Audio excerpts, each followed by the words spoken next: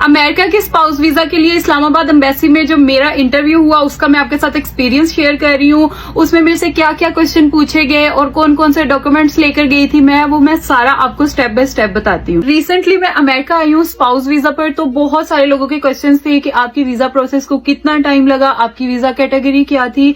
तो मैं अपनी जो इमिग्रेशन जर्नी है वो आपके साथ शेयर करूंगी। अच्छा, फर्स्ट ऑफ ऑल तो ये बड़ा ही हिम्मत और सब्र वाला प्रोसेस है इमोशनली, क्योंकि इसमें काफी ज्यादा टाइम लग जाता है। मैं जब वहां थी तो किसी को जाता देखती थी ना, तो मेरे माइंड में भी सबसे पहले ये क्वेश्चन आता था कि इसके वीजा को कितना टाइम लगा, इसकी वीजा कैटेगरी क्या थी। तो डेफिनेटली जिन लोगों ने मुझसे पूछा उनको मैं सारा बताऊंगी। अच्छा, तो सबसे पहला जो स्टेप होता है, हम जो फॉर्म I-130 को फिल करके भेजते हैं तो उनका हमें एक लेटर रिसीव होता है कि आपका केस आ गया हमारे पास। तो उस लेटर की जो डेट होती है ना, उसको हम कहते हैं प्रायोरिटी डेट। तो मेरी जो प्रायोरिटी डेट थी वो थी 29 नवंबर 2021। उसके बाद सेकंड स्टेप आता है कि केस अप्रूव होता है USCIS से। सही है, ये जो फर्स्ट से सेकंड स्टेप था ये बहुत लंबा होता है। इतने हम एग्जॉस्ट हुए, बहुत फ्रस्ट्रेशन होती है, इंतजार बहुत ज्यादा होता है। तो लाइक मेरे जो केस अप्रूव हुआ USCIS से वो हुआ 6 जनवरी 2024। 2 साल से भी ज्यादा का टाइम लगा। ठीक है, तो जब हमें उनकी मेल आई तो फिर हमने कुछ डॉक्यूमेंट्स उनको भेजे। 9 जनवरी 2024 को NVC से हमें वेलकम लेटर रिसीव हुआ। ये थर्ड स्टेप था। ठीक है, हमारा केस NVC के पास चला गया था। फिर NVC को अपने सारे डॉक्यूमेंट्स भेजने होते हैं। NVC से आपके डॉक्यूमेंट क्वालिफाइड होते हैं और वो मेरे हुए 14 मार्च 2024। 2 महीने बाद में उनकी मेल आई कि आपके डॉक्यूमेंट्स क्वालिफाई हो गए। देन 5वां स्टेप था कि इंटरव्यू लेटर रिसीव होना था, हम उसका वेट कर रहे थे। 14 फरवरी 2025 को मेरी केस की कैटेगरी चेंज हुई F2A से IR1 में। ठीक है, कैटेगरी चेंज होने के 4 दिन बाद मुझे इंटरव्यू लेटर रिसीव हुआ। लाइक 19 फरवरी 2025 को मुझे इंटरव्यू लेटर रिसीव हुआ। डॉक्यूमेंट क्वालिफाई होने से 11 महीने बाद मुझे इंटरव्यू लेटर रिसीव हुआ और मेरी इंटरव्यू की डेट थी 14 अप्रैल 2025। ठीक है, फिर सबको पता है कि हमने मेडिकल कराना होता है। 27 मार्च को मैंने मेडिकल करवाया विल केयर से। उसका भी प्रॉपर एक प्रोसेस होता है, अगर आप लोग को पूछना होगा तो मैं वो भी शेयर कर दूंगी। फिर 14 अप्रैल को इंटरव्यू था और अल्हम्दुलिल्लाह इंटरव्यू बहुत स्मूथ गया। 5 से 7 मिनट में इंटरव्यू हो गया था और उसने ऑन द स्पॉट मुझे बता दिया कि आपका वीजा अप्रूव हो गया। मुझे कांग्रेचुलेशंस लेटर मिल गया था। देन हमने पासपोर्ट पिकअप का ऑप्शन चूज किया था। 2 दिन बाद हमें मेल आई कि आपका पासपोर्ट रेडी, आप पिक कर ले। 17 अप्रैल 2025 को हमने अल्हम्दुलिल्लाह इस्लामाबाद से अपना पासपोर्ट पिक किया और अल्हम्दुलिल्लाह वीजा हमारा लग गया था। तो मैंने 20 मई 2025 को ट्रेवल किया USA के लिए। लास्ट स्टेप्स बहुत स्मूथ गए और जो लोग स्टिल वेट कर रहे हैं तो आई विश के उनका जल्दी सारा प्रोसेस कंप्लीट हो खैरियत से। इससे रेलिवेंट अगर कोई भी क्वेश्चन आपके माइंड में है, आप इंटरव्यू के क्वेश्चंस पूछना चाहते हैं या फिर मेडिकल प्रोसेस के रिलेटेड कुछ भी अगर इसके रिलेटेड आपने पूछना है तो आप एक कमेंट ड्रॉप कर दें। I will be very happy to share with you guys. I know कि जब हम वहां पर होते हैं तो जहन में बहुत सारी चीजें चल रही होती है कि कोई प्रॉब्लम ना हो जाए, पता नहीं मुझे अभी मजीद कितना टाइम लगेगा, लेकिन अल्लाह ताला सबके लिए आसानी करने वाले हैं एंड आई होप कि आप लोग भी स्मूथली इस प्रोसेस को कंप्लीट कर लें। अमेरिका के स्पाउस वीजा के लिए इस्लामाबाद एम्बेसी में जो मेरा इंटरव्यू हुआ, लास्ट वीडियो जो मैंने अपलोड की थी उस पर ऑलमोस्ट सबका ये क्वेश्चन था कि आपसे इंटरव्यू में कौन कौन से क्वेश्चन पूछे गए, तो मैं आपको वो भी बताती हूँ और कुछ टिप्स भी शेयर करूंगी जो हेल्प आउट कर सकती हैं। मेरा इंटरव्यू था 14 अप्रैल 2025 को। मैं एक दिन पहले चली गई थी। हम लोग ने एम्बेसी में डिप्लोमेटिव इनक्लेव में स्टे किया था।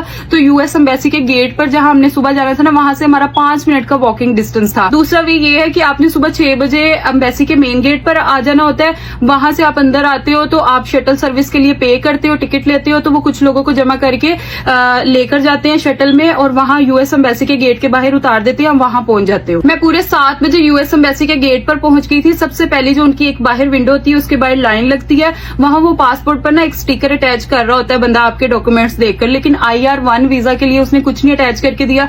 उसने मुझसे पूछा कि आपका कौन सा वीजा है, मैंने कहा मेरा IR1 है। उसने कहा आप डायरेक्ट ऊपर चले जाओ, वहां एक लड़का है वो आपके पासपोर्ट पर स्टिकर अटैच करेगा। ठीक है, मेरे हस्बैंड US एम्बेसी तक मेरे साथ गए थे। अगर आपका स्पाउस US सिटीजन है ना तो वो विंडो तक आपके साथ अपेयर हो सकता है जहां पर आपने इंटरव्यू देना है, लेकिन वो विंडो पर मेरे साथ नहीं गए थे क्योंकि हम लोग ने यही सोचा था कि बेटर है कि मेरा इंटरव्यू है तो मैं ही दूर बजाय इसके कि हम दोनों उनके जो क्वेश्चंस के आंसर करें। जब मैं ऊपर गई ना तो वहां उन्होंने ना एक पेज प्रिंट करके लगाया हुआ था कि ये डॉक्यूमेंट्स ना आप अपनी फाइल में डाल लो, और वहां एक लड़का खड़ा था, वो चेक कर रहा था, ठीक है। तो उस पे लिखा हुआ था आपका ओरिजिनल बर्थ सर्टिफिकेट, आपके जो हस्बैंड या वाइफ है उनका ओरिजिनल बर्थ सर्टिफिकेट, आपका मैरिज सर्टिफिकेट, 3 थे डिफरेंट मेरे पास। एक हमारा उर्दू का जो निकाह नामा होता है वो, और एक नादरा वाला हमारा होता है, और तीसरा नोटरी पब्लिक को करवाया होता है। वो तीनों मेरे पास थे, वो उसमें रखना था, अपना पासपोर्ट रखना था, 2 पासपोर्ट साइज पिक्चर्स रखनी थी, तो उसको आपने बंद कर देना था। और वो लड़का चेक करके ना आपके पासपोर्ट पर स्टिकर लगा के वो आपको कह रहा था ठीक है आप बैठे वेट करें। ये डॉक्यूमेंट्स तो जो मस्ट यूज होने थे। इसके अलावा एडिशनल जो मैं लेके गई थी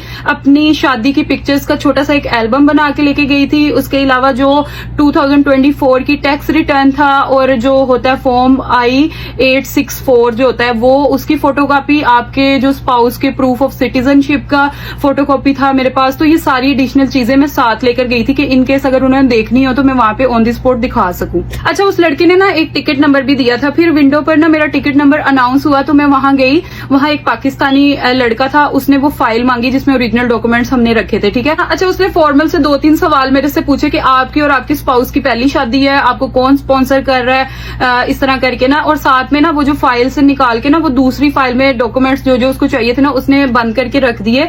और उसने मुझे बोला, अपने पास से फाइल दी कि ये वाली फाइल आपने ओपन नहीं करनी जब तक आपको इंटरव्यू के लिए नहीं बुलाते, ये आप लेके इधर बैठ जाए। फिर जी फाइनली दूसरी विंडो से मेरा टिकट नंबर अनाउंस हुआ और मैं इंटरव्यू के लिए गई। सबसे पहले उन्होंने पूछा कि आपने इंग्लिश में इंटरव्यू देना है या उर्दू में। तो मैंने कहा कि मैंने उर्दू में इंटरव्यू देना है, मुझे ट्रांसलेटर चाहिए। ये मेरे हस्बैंड ने मुझे सजेस्ट किया था। उन्होंने बोला कि जितनी देर में ट्रांसलेटर ट्रांसलेट करके बताएगा ना उतनी देर में आप अपना आंसर प्रिपेयर करने का आपके पास इनफ टाइम होगा, तो उर्दू में इंटरव्यू देना आराम से, कोई जज नहीं करता आपको। सिंपल से 8-9 सवाल उसने मुझसे पूछे, साथ साथ वो कंप्यूटर पर कुछ काम कर रही थी। टोटली वो आपकी तरफ देखती नहीं रहती, इसलिए आप कंफ्यूज भी नहीं होते। उसने मुझसे पूछा आपको कौन वहां बुला रहा है, आपके हस्बैंड क्या काम करते हैं, आपने अपने हस्बैंड के साथ कहीं आउट ऑफ कंट्री ट्रेवल किया है पहले, और आपकी अरेंज मैरिज है या लव मैरिज है। और फिर शर्जील के काम के बारे में थोड़ा डीपली क्वेश्चन किया, नेचर ऑफ हिज वर्क। और फिर मेरी एजुकेशन के बारे में पूछा, उसका बैकग्राउंड पूछा कि आप इधर यूनिवर्सिटी गई हैं, आपने कौन सी डिग्री ली है, यूएस जाके अपनी डिग्री से रिलेटेड कोई काम करने का आपका प्लान है।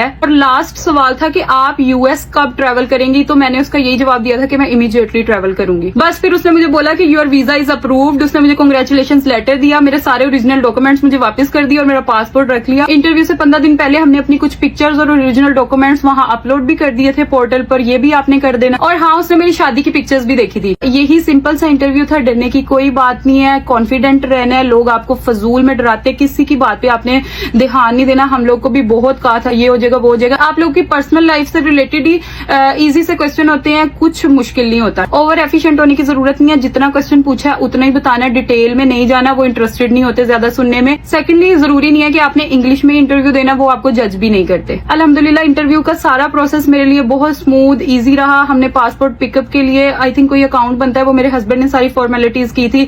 पासपोर्ट पिकअप का ऑप्शन चूज किया था, 2 दिन बाद हमें मेल आ गई थी कि आपका वीजा प्रिंट हो गया है, आप पासपोर्ट पिक कर लें, एंड दैट्स इट। इंशाल्लाह आप लोग के लिए भी ये प्रोसेस बहुत आसान रहेगा। कुछ भी आपने मजीद इससे रिलेटेड पूछना है, कमेंट ड्रॉप कर दें, मैं कोशिश करूंगी कि सबको जवाब दूं। लास्ट वीडियो पर भी जितना मेरे से पॉसिबल हो सका मैंने सबके जवाब दिए हैं, एंड इंशाल्लाह एवरीथिंग विल बी फाइन।